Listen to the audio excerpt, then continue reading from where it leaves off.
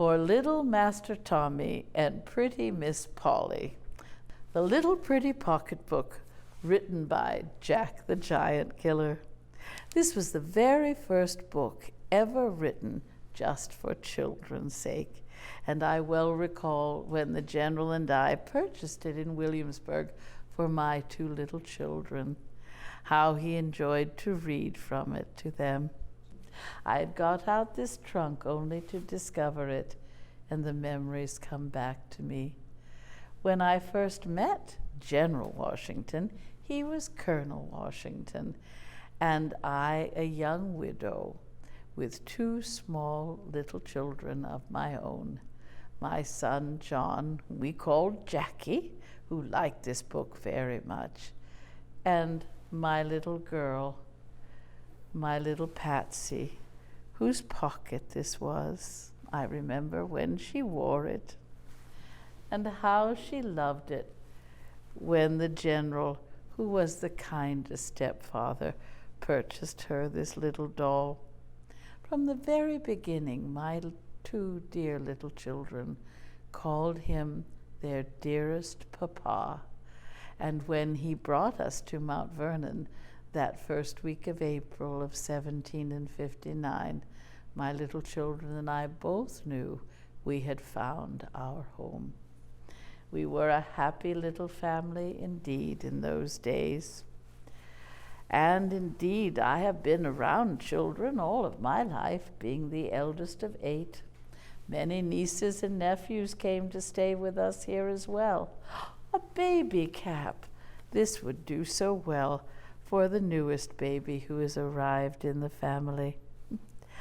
I was happy to raise my 2 grandchildren when after the war that became necessary. And I well remember thinking they were much like my own 2 children were when we were first married. Little Nellie, who was 10 years of age, and her little brother, George Washington Parke Custis, whom we called always Washy, were very young when their grandfather was made the president. They were but 8 and 10 years of age, always little ones about, and now great-grandchildren as well, now that we are back from the presidency. I have a little baby great-granddaughter who has just turned 2 years of age, so of course I have to see to it that she is straight-laced. Put in the lace of her corset or her stays, as all proper young ladies must be.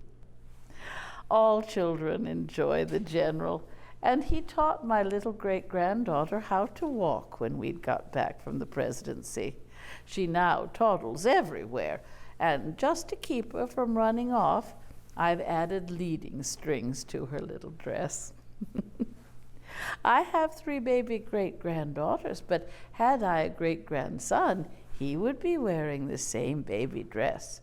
Little boys are dressed and indeed treated just as their little sisters until they are 6 years of age, the age of infancy considered to be from birth until that great marker.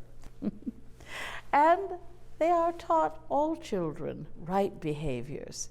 This book taught the phrase, "Honesty is the best policy," a favorite of the General's for the children to learn. My mother taught me a little rhyme that I have put into the work of the needle for my great-grandchildren to have. It contained the secret of a happy life. So I have made a bell pull, a hanging, for the wall of the house where my great-grandchildren live, to remind them of their great-grandmother and of the words of advice we give.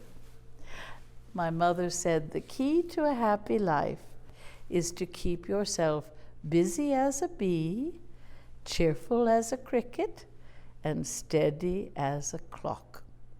Very good advice indeed, and advice I have kept all of my long life's existence. I do hope that my great-grandchildren will follow it, and that I can be of good use in teaching them, as I have the others over all this year's time.